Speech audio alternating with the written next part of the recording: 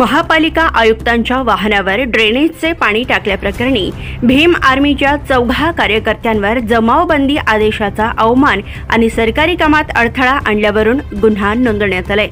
शिवाजी माणिक गायकवाड राहणार शेळगी यांनी या प्रकरणी फिर्याद दिली।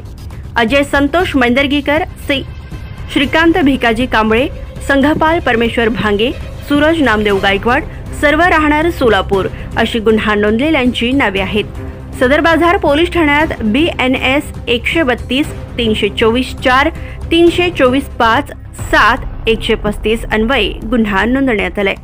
फिर्यादीत म्हटले आहे की नमूद भीम आर्मीच्या कार्यकर्त्यांनी सोमवारी दुपारी 12:15 ते 1 दरम्यान महानगरपालिका प्रवेशद्वारासमोर आरडाओरडा करून महानगरपालिका आयुक्ताची गाडी अडवून त्यावर प्लास्टिक ड्रम मधून आणलेले ड्रेनेजचे पाणी वाहनावर ओतले।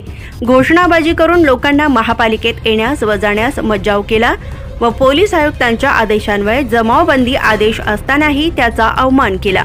सरकारी कामकाजात अडथळा आणल्याचे फिर्यादीत नमूद केले आहे। या प्रकरणी अधिक तपास महिला फौजदार भट्टे या करीत आहेत।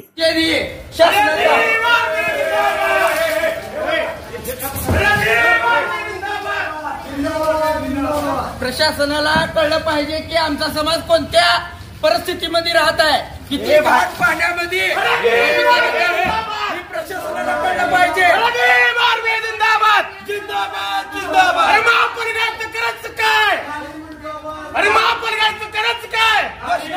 Subscribe now and press the bell icon.